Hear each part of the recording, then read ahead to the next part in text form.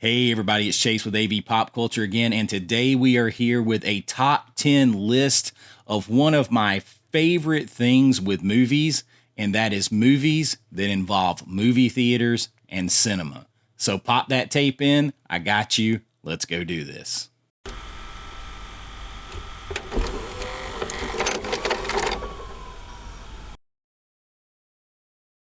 All right, so movie theaters in movies. It is a cool concept and something that honestly is not done as much as you think it is or should be. I like it. I actually, even in my drama film Buried Cane, we shot in a legendary theater in Atlanta, the Plaza Theater, and man, that was so cool. It was so cool. I don't know. There's something about capturing that feeling of Hollywood and the way movies make us feel and theaters. And it's just absolutely, I don't know. It brings so much nostalgia and feeling to me. So this list is not going to be like horror exclusive. There's definitely going to be some things that you might not be thinking about in terms of that, but I'm thinking about movies that incorporate theaters, not just have a scene in a theater, but incorporate the whole movie theater throughout, or the concept of the theater and cinema and Hollywood experience. So I just love that feeling when you go in and the door closes behind you and the lights go down and the picture comes up after that curtain pulls back. Yeah, we still have a theater here where the curtain pulls back and you're ready to go on this adventure. I always say it's you go on this adventure completely somewhere else for that time, for that 2 hours, whatever it is, and you're transported to another place and time and world and story in a life. And that is the power of movies. So let's get to it. And the first one is a little different. I love drive-ins. I grew up going to drive-ins, especially when I was really young. And this one has a weird like 80s feel, and it has that drive-in feel. And I'm talking about Dead End Drive-In from 1986. Comes in at number 10 on the list. This is that cool. This is not the big set. This is a cool release from Umbrella. I know Arrow released this as well. The back cracks me up. And what this is, I mean, it definitely has like this. So it's a dystopian future, and basically they've turned a drive-in theater into a concentration camp for like misfit youth. And they're put in this old theater where they're constantly shown, or this old drive-in, and they can't leave. It's like a prison. And they're constantly shown like old B movies, and they're fed tons of like junk food. So you see like all this 80s like junk food in the movie. You got your neon. Of course, you guys know I love neon. You got your neon signs. You've got all that vibe going. And I mean, total like 80s punk rock. Then you mix the drive-in. It's sort of an Ozploitation, another one of those like dystopian future movies, but somehow, even though it's a dystopian future, it completely captures feeling of being in the drive-in, and you just see like this ridiculous stuff, like girl using like springs from a car for curlers in her hair, and they're in like the concession stand area, and that's where they get food and eat junk food. And it is a mess of a movie, but it does have those drive-in vibes. And I mean, the whole thing takes place mostly in a drive-in theater. So you have to kind of give a nod to that. And it comes in here at number 10 on our list. All right. At number 9 on our list is the only one I don't have on physical media. And this is 2014's The Last Showing. This film stars Robert Englund, and I can't remember. I didn't write down the guy's name. It's Finn. He plays Sir Loras in Game of Thrones, and this is Robert Englund being nice and creepy. And this whole movie takes place in a theater. He is like a concession stand worker slash projectionist, and Robert Englund is, and he has decided he has given his whole life to movies, and he wants to make a movie, a horror film, but he wants to do it using real people. He wants to see them have to commit murder on camera, and he basically zeroes in on this couple, this young couple that are at the movie theater. They don't realize as it's like a late showing they're going to. He's watching them and filming them through like closed circuit TV, like security cameras. And then he has his handheld camera, and he wants to piece this all together to make his movie. And when they won't do what he wants them to, of course, he wants to, take the girl, and it's you do what I tell you or else. He is trying to make his horror film with this unwitting, couple, and he wants to take it to the next level and see people be murdered on camera. The whole thing takes place in a contemporary theater. It's like a 12-screen theater. You see it all in there. It has to be on the list because it's all about him like desperately wanting to make a movie. Yes, he's sick and twisted about it, but he desperately wants to make a film. He works in a movie theater. It all happens in a movie theater. So it's about the love of film gone wrong, the love of movie theaters gone wrong, the innocence of going on a date to the movie theater and watching a movie. It is all there. And of course, Robert Englund, that helps sell it. And good movie. I haven't actually seen it in a while. I don't know what is available for it on physical media, but it is one that I want to add to the collection because I really do love this genre. And honestly, I want to work in, when I do my next horror anthology, there has to be a movie theater, if possible, put in it, and because I just absolutely love it. All right, coming in at number 8 on our list is 1991's Popcorn. I have this steel book, and this movie's not the greatest in the world, but you got Dee Wallace in here, and you have what is basically like another one that the most everything is centered around films and being in a theater. It takes place mostly in a theater. You have an all night film kids are putting together like an all night movie marathon at this old abandoned theater or older theater. And the one guy who is the killer, it's like very Leatherface meets like Tom Savini, because he's like a film guy and a makeup artist, and he puts these people's faces on and create stuff, and he's the murderer. And all this is happening within the context of an all-night horror marathon, movie marathon at this theater. Like I said, you got Dee Wallace in there, and what's the saying? Buy a bag, popcorn. Buy a bag. Go home in a box. But I mean, it does capture those. Hey, it's all in a theater. It's about movies. It's in a movie theater.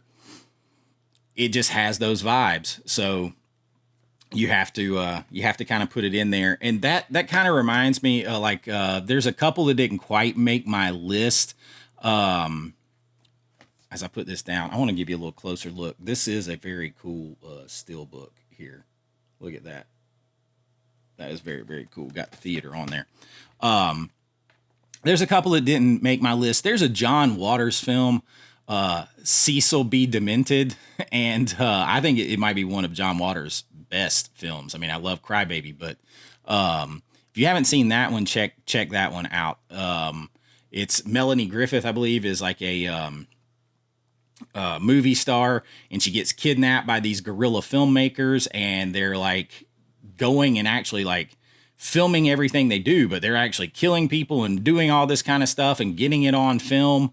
And it is a completely batshit crazy ride, but it's like where film has drove someone to just being crazy. So with John Waters style. But back to the list. We go for 2018's Nightmare Cinema. Now, This is a horror anthology, and it's got some heavyweights in it. You're talking about Mick Garris and Joe Dante, for right off the top of my head. And it's an anthology, and the wraparound story is all in a movie theater with the projectionist played by Mickey Rourke. And it's not really clear if the projectionist, like, I've watched this movie a bunch of times. I think one of the failings of this movie, and I like it, particularly the first two stories we'll talk about in just a second. One of the failings of this movie is, I think, some of the most creepy and rich story mining situation for this movie is what takes place in the Nightmare Cinema, this old theater where Mickey Rourke is this creepy projectionist, and these people come in and they basically see these horror anthologies as it's basically their lives playing out before them, or parts of their lives, the ends of their lives playing out before them. And it's not clear if Mickey Rourke is the devil or death himself. And I watch it and I keep trying. There's only little snippets. And that's where I say there's a failing. They don't spend enough time in the theater. They don't spend enough time with Mickey Rourke. They don't, it would be higher on my list if that was more of the story. So it's got a couple of good stories though. One of the first ones is The Thing in the Woods. And it's like it just drops you in at the end of this cool slasher movie that's happening. And that's a really cool story. And then the next one is The Way to Egress, I believe. And it's about, listen, Joe Dante did it, and it is supremely creepy. It is also a 100% ripoff of In the Eye of the Beholder of The Twilight Zone. And I mean, it, like, even right down to the end with the makeup. And what it is a girl. She has a disfigured face. She's scarred. And she has a new fiance, and he wants her to get it fixed.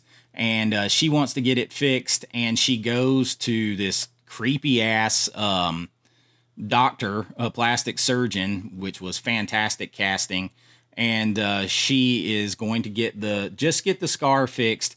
But then he tells her, oh, we can do this, we can do that. And, you know, he wants to add boobs to her, do all these things, cheek implants, lips, all this kind of stuff. And he talks her into it because her fiance wants it. And she wakes up, and they won't let her leave this hospital. And they keep doing more and more stuff to, sorry if that's trying to focus really crazy. They keep doing more and more stuff to her. And it's all at her fiance's request. And then you see the fiance's mom, and they're like, it's just the dangers of like over plastic surgery. It's terrifying. What they've done to her is terrifying. And it is 100% at one point, The Eye of the Beholder, Twilight Zone episode. So it is definitely disturbing. It's cold. It's really blue, gray out. Very disturbing. Hospital and type stuff freaks me out anyway. I don't like hospitals. So but it does capture, because it keeps going back to the cinema. It keeps going back to the Nightmare Cinema, and these people are drawn into it. And Mickey Rourke needed more screen time. That story needed to be flushed out. Is he the devil? Is he not? Is he death? Is he not? He says a line like, I'm a keeper of hundreds of years of nightmares held on screen that are your life. You know, it's like, so there's like this little innuendo of who he is or might be. The other stories, I mean, they're okay. There's one that's very Exorcist, Machete, things like that, kind of a hackneyed Catholic priest situation where he was not a good guy necessarily. So there's a lot of stuff like that, but the first two are good. Overall, I enjoy it. I do. It does give me those vibes, and man, it had so much potential there. But Nightmare Cinema comes in at number 7 for me. One other one that I wanted to mention that didn't get on the list because I tried to keep it to 10. I think it's called The Midnight Movie. And it's basically like it all takes place in a theater too. It's a horror movie where like the killer comes out of the movie. I believe it is. I haven't seen it in a while, So I didn't want to put it on the list because I haven't seen it in so long. But I remember loving that small old theater vibe in the whole concept of coming out of the theater and or out of the movie and the killer there. Midnight Movie. That one is a good one as well. All right, back to our official list, and this one's going to throw you for a loop. It's one that I promise you would never think of with this, and I am talking about 1999's Notting Hill. Yes, you heard that correctly. The Hugh Grant, Julia Roberts rom-com, which is actually a remake of an older movie, and I can't remember the title of it, but I absolutely love this movie. And you might say, well, this didn't all take place in a theater. No, it doesn't. It does definitely have multiple scenes in a theater.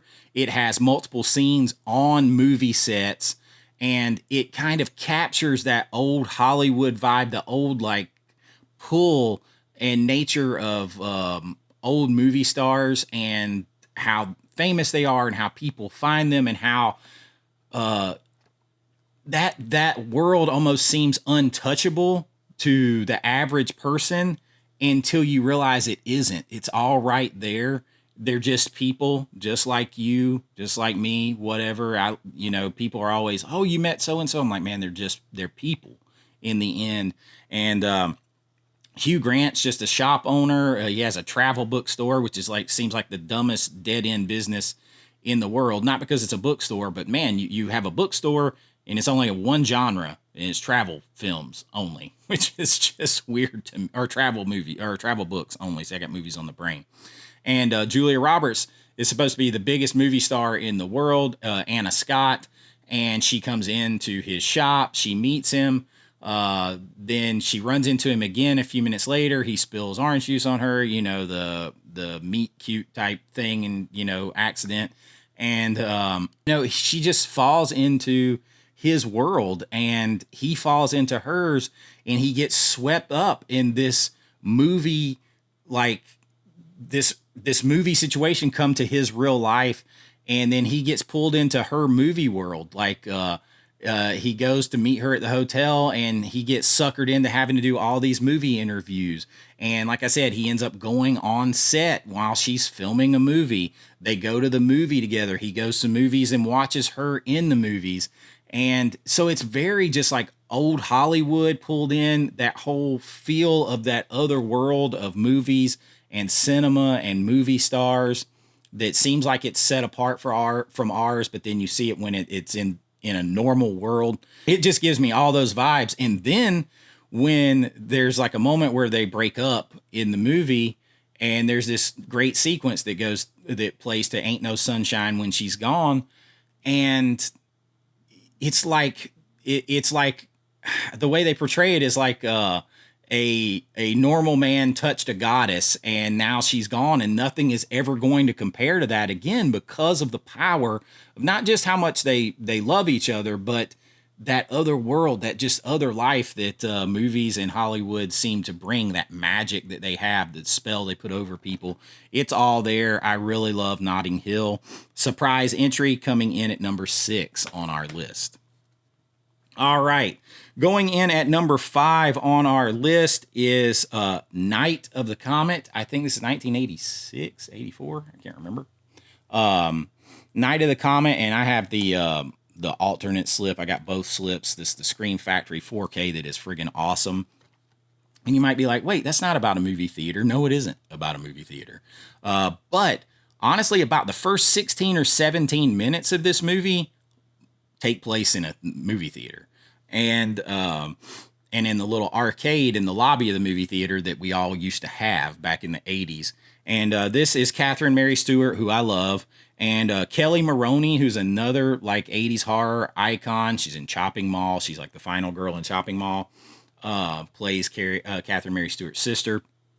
But she works at a movie theater, and she is working there one night when the comet goes overhead and it turns all these people who are outside watching it, it changes them into, it's basically Night of the Living Dead style.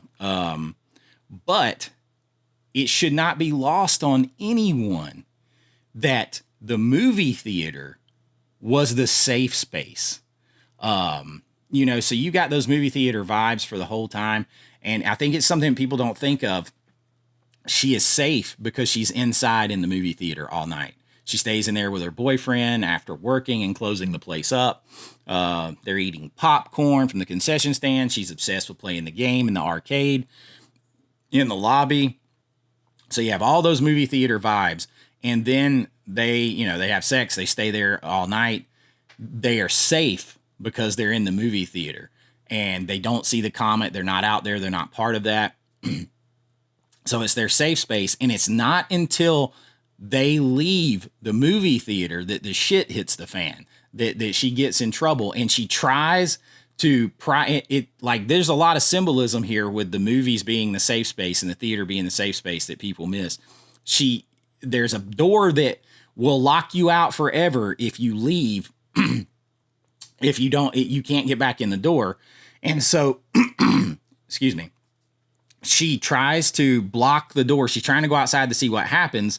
And she props the door open to the theater. But once she leaves, of course, that works itself closed and there's no going back. And then, later they go into a mall, which is not a safe space, and it's very 80s. But the one safe space that kept her safe from the comet and would have kept her safe from everyone was the movie theater. And it gives me those vibes, and it sets it up. Like I said, the first 15, 17 minutes are mostly all in the theater. So Night of the Comet always makes me think of that. All right, we are up to number 4 on the list. Let me get a drink of water here. We are at number 4 on the list, and this one you have to think of when you think of movie theaters in movies. This is 100% all about that, and I am talking about Demons. I picked up this awesome 4K. I'm going to do a review of it soon. Demons, 1985, Bava film, despite that it says Dario Argento presents. Him and Bava didn't like each other, but they, at the time, getting Argento's name on everything was bank, so they did it. But this movie, this is old VHS cover art, and I'm going to agree with Kenny from Mid-Level Media, Ken, that this is not as representative of the movie as the original art is. That is much more representative, but I do recall seeing this, this was the old VHS art, so like I remember being a kid and being scared to death, like 7 years old or whatever when this hit the movie rental places, and seeing that in there, that was scary as crap. But this movie is 100% about movies and movie theaters. So, you even have the big thing is the movie ticket here for the Metropole. So these people are randomly given this ticket, and they go to the movie theater to see this screening of this movie. And in the movie, the people are they are basically like kind of exploring a grave robbing, whatever you want to say. They find this silver mask. It kills the people in the movie, turns them into a demon. Well, there's the same mask is out in the lobby. The girl puts it on, and she spreads the demon virus. Basically, it unleashes the demons, and they literally come alive from out of the film. And the whole thing takes place in this movie theater, or 95% of the movie is in this movie theater. And these people are trying to survive. The movie is crossing over basically into real world. They're all turning into demons. They're all in this movie theater. It's a gooey good time. And I mean, it's 100%. It's all theater. And, the second one moves more into the TV territory, but so they're purposely bringing the movie and movie theaters and then TV, into it. So it is done purposely, and you cannot have a list about movies with movie theaters and movie theater vibes without Demons. Comes in at number 4. All right, at number 3 is one that I absolutely love. This is basically like a Frank Capra film. This is 2001's The Majestic. And this is one of those ones that I don't have a proper case for. It's an old DVD I've never upgraded. This is a Jim Carrey film. And man, is it a good one. This movie, so Jim Carrey is actually a film director and writer. Well, he's a writer first and directing. In 1950s, I think it's 1951, Hollywood during the Red Scare. And he's basically blacklisted. He's like a B movie writer and maker, and he's blacklisted. And he leaves Hollywood, and he wrecks and has a car accident near this small town. He forgets who he is, but he looks like a long lost town kid, a kid from town. And just so happens he looks very similar to the town movie theater owner's son who was lost in World War II. The whole movie, the Majestic, is the movie theater, and they use it as a symbolism of rebirth and life and everything after World War II, the coming out of that, and it saves this small town. Jim Carrey helps his father figure rebuild this the theater and reopen it, and everything is it's like the theater is life. It's who the town is. It saves the town. It has that sense of community that movies and theater can bring. And of course, he remembers who he is eventually because they play one of his movies there. But I mean, you have this big, beautiful movie theater. And I mean, it's 100% old Hollywood vibes and old movie theater vibes. Not only are they working to restore this movie theater the whole time, he is a filmmaker. So you have old Hollywood, you have the old movie theater vibes, retro theater, everything that entails. It is absolutely perfect. It has the small town vibes that I love too. Great film, 2001's The Majestic comes in at number 3. All right, number 2 on my list is a film that was way ahead of its time, and that's the only reason it got killed the way it did. If this movie had never came out and it came out in the past 15 years, it would have been 100 times bigger than it was. I'm talking about Last Action Hero. This movie is all about movie magic. 100%. Literally, the boy gets a magic movie ticket. His whole life is movies, and it kind of captures that feeling. You know, it wasn't always easy going when I was a kid. You know, my parents had some problems. They split up, different things, different stuff. We didn't always have a lot of money. Movies were the escape. Movies were the escape. And that's how it is for Daniel Manigan in this movie. And he has a friend who owns this old rundown, once nice theater in New York City. And he happened to have met Harry Houdini, who gave him this magic movie ticket.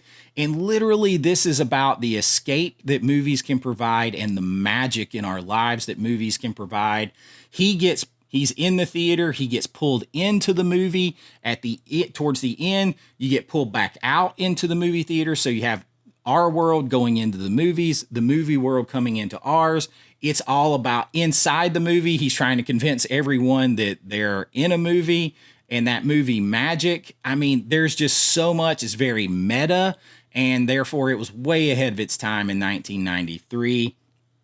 But it is 100% about movie magic and how movies can be an escape in our lives. Literally, he's escaping into the movie. 100%. And that's what we do a lot of times, whether it's good or bad, or if it's for good reasons or bad reasons, you can escape into that other world. It's exactly what he does. It captures those vibes beautifully. And then, of course, it has Arnold, who I'm a huge Arnold fan. Movie's way ahead of its time. Way ahead of its time. And I absolutely love Last Action Hero. All right, it is time for the number 1 movie on our list. And if you know me, if you've been watching my videos, you might have an idea of what this one is. I've talked about it a lot, so I'm not going to talk about it a ton, but it is the quintessential perfect movie theater, movie vibe, nostalgia film. I'm talking about 1993 Joe Dante's Matinee. This movie is perfect to me. It is absolutely perfect. It's got the old nostalgia vibes of the 60s in there, all those beautiful bright colors I've talked about before. John Goodman steals every scene. Like, I mean, you talk about chewing scenery, taking away like all this amazing stuff is there. But man, he plays Lawrence Woolsey. I mean, and basically, man, I don't know what there is to say about this movie that I haven't said before. But so if you haven't seen the videos, I'll talk about it. This 4K is beautiful. He is basically a schlock B movie like filmmaker and promoter, and he goes to this town.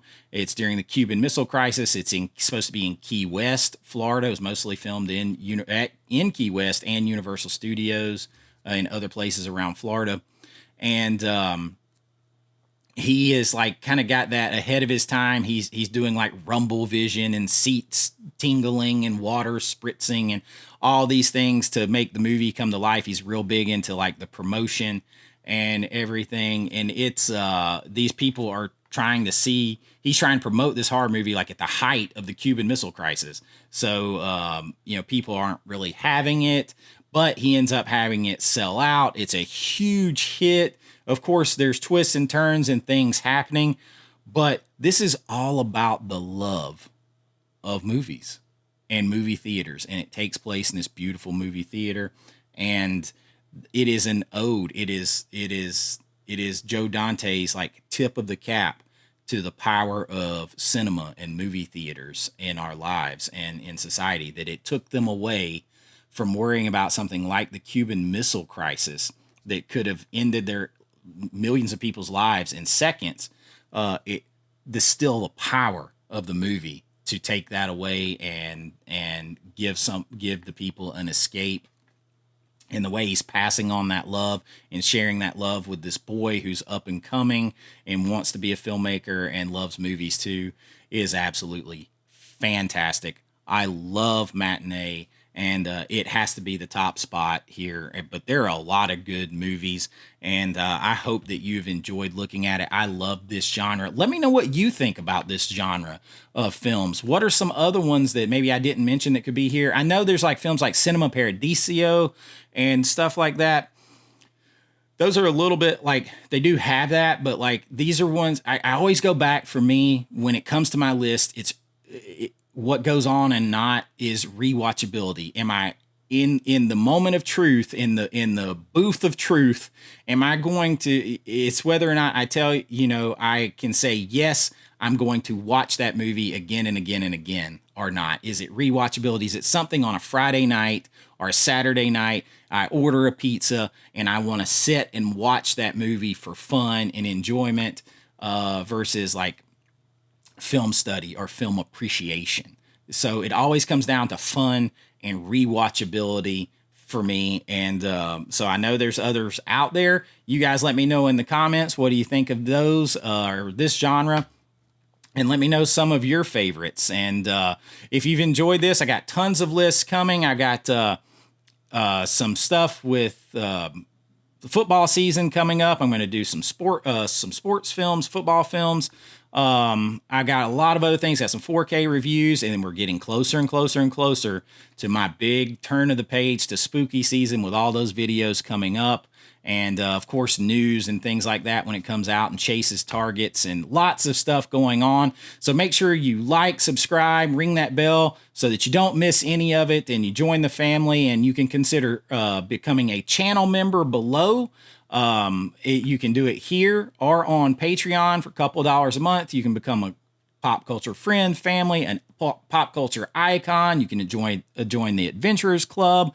I can just do a little bit more on Patreon than I can on YouTube. Otherwise, it's the same, and I'm uploading stuff all the time, putting some short films up there, some behind the scenes stuff, all kinds of things all the time. And I hope that you will hang around and enjoy all of it. And until next time, be kind, rewind like always. This is Chase with AV Pop Culture, and I'll see you at the movies real soon. Bye-bye. I know.